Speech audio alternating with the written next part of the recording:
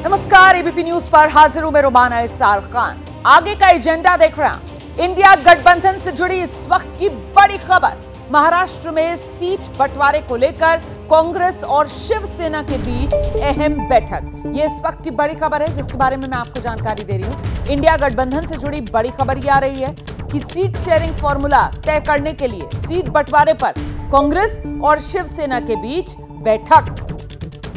उद्धव गुट के साथ दिल्ली में यह बैठक होगी। महाराष्ट्र में सीट बंटवारे को लेकर इस बैठक में चर्चा की जाएगी। तो सीटों का बंटवारा अगर महाराष्ट्र की बात की जाए तो इंडिया गठबंधन में जो बड़े दल हैं, जाहिर सी बात है कांग्रेस है, शिवसेना उद्धव गुट है, एनसीपी है, और ऐसे में आपस में मिल बैठकर किस तरीके से सीट का फॉर्मूला तय पाया जाएगा, इसी को लेकर चर्चा जो इस बैठक में होगी। और सीट शेयरिंग को लेकर अब तक जो बैठक हुई है, जरा उसके बारे में भी आपको जानकारी देते हैं, क्योंकि कहीं ना कहीं सीट शेयरिंग इसी को लेकर सबसे ज्यादा पेच फंसने की बात इंडिया गठबंधन में कही जा रही है। तो बिहार की अगर बात की जाए तो अब तक बैठक बिहार में कांग्रेस और आरजेडी की जो 7 जनवरी को हुई थी। इसके बाद अब आगे बढ़ते हैं। 7 जनवरी को यह बैठक हुई है, आज 9 जनवरी में हम हैं, और कल आप जानते हैं 8 जनवरी दिल्ली में बैठक हुई थी कांग्रेस और आम आदमी पार्टी के बीच। और दिल्ली को लेकर ही दरअसल सीट बंटवारे पर यहां पर फोकस रहा बातचीत का।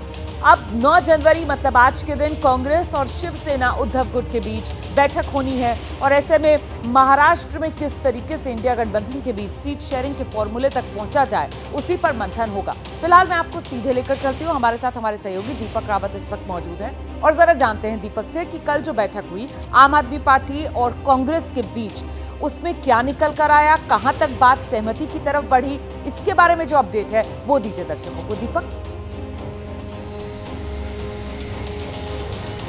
जी रोमाना, कल बहुत अहम बैठक थी क्योंकि अब तक आम आदमी पार्टी और कांग्रेस कभी एक टेबल पर नहीं बैठे थे सीट शेयरिंग फॉर्मूले को लेकर, लेकिन कल ये पहली बार बैठक हुई और दोनों की बैठक काफी पॉजिटिव बताई जा रही है।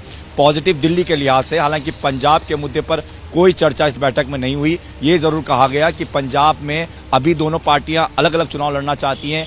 इन केस अगर कुछ दूसरी चीजें आती है, यानी कि अगर कुछ नया गठबंधन सामने आता है जिससे उन्हें लड़ना पड़े, तब उसके बारे में चर्चा की जा सकती है। बस इतनी सी बात हुई। लेकिन दिल्ली को लेकर 4-3 का फॉर्मूला रखा गया दोनों ही पार्टी की तरफ से। 4 सीटें आम आदमी पार्टी अपने पास रखना चाहती है और 3 सीटें कांग्रेस को देना चाहती है। इस बात पर कहीं ना कहीं सहमति बनती हुई नजर आई। हालांकि कांग्रेस के नेताओं ने यह कहा है कि वो जो फॉर्मूला उन्होंने रखा है वो अपने आला कमान के सामने रखेंगे, फिर उसके बाद डिसाइड किया जाएगा। एक बड़ी महत्वपूर्ण बात दोनों ही पार्टियों की तरफ से ये कही गई जी कि दोनों जगह सर्वे कराएगी, दोनों पार्टी सर्वे कराएंगी, और जिस सर्वे में जो कैंडिडेट जीतता हुआ नजर आएगा उस पर फोकस किया जाएगा। ये नहीं देखा जाएगा तब कि 4 सीटें आम आदमी पार्टी को देनी है या 3 सीटें कांग्रेस को देखनी है। और इस बीच जो आज की जो बैठक है उस पर भी मैं आपसे आगे बातचीत करती हूँ, लेकिन इस बीच शिवसेना उद्धव गुट के सांसद संजय राउत का बयान सामने आया है। वो कह रहे हैं पूरी चर्चा आज की बैठक में होगी, कौन सी पार्टी कितनी सीट पर लड़ेगी। चर्चा इस बात पर भी होगी कि किस सीट पर किस पार्टी का उम्मीदवार होगा। सुनिए जरा।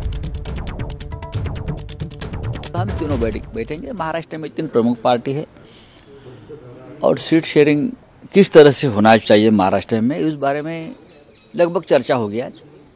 अपनी जो बातें हैं या जो लिस्ट है, कौन कहां से लड़ सकते हैं, उस बारे में आप खुलकर चर्चा। बेसिकली महाराष्ट्र में कोई इस प्रकार से झगड़ा नहीं है, सबको मालूम है कौन कहां लड़ने जा रहा है। 1-2 सीट का कोई मतभेद हो सकते हैं, उसके ऊपर हम बैठकर चर्चा करेंगे। सबसे पहले सीट शेयरिंग हो जाएगी। नीतीश कुमार जी के बारे में किसी के मन में कोई संदेह या मतभेद नहीं है। तो संजय राउत को आप सुन रहे थे जो कह रहे हैं कि साहब खुलकर इस बैठक में चर्चा होगी कि कौन कितनी सीट पर किस सीट पर लड़ेगा। किसी एक आध सीट को लेकर कोई पेच फंस सकता है, लेकिन ज्यादा दिक्कत की बात है नहीं। अब महाराष्ट्र लोकसभा 2019 के जो नतीजे रहे थे वो समझ लीजिए आप। 2019 में क्या हुआ था, शिवसेना और बीजेपी साथ मिलकर लड़े थे, और ऐसे में बीजेपी 23 कुल सीट 48 है। ये नतीजे बता रही हूं मैं आपको 2019 के। 48 में से बीजेपी ने 23 जीती थी, शिवसेना ने 18 जीती थी, दोनों साथ मिलकर चुनाव लड़े थे। एनसीपी कांग्रेस 7 चुनाव लड़े थे, एनसीपी के खाते में 4 सीट, कांग्रेस को सिर्फ 1 सीट मिली थी। 1 सीट पर महाराष्ट्र में एआईएमआईएम भी अपना खाता खोलने में कामयाब रही थी और निर्दलीय के खाते में 1 सीट गई थी। तो ये महाराष्ट्र का 2019 का 48 सीटों का लोकसभा का पूरा गणित नतीजों के लिहाज से आपके सामने।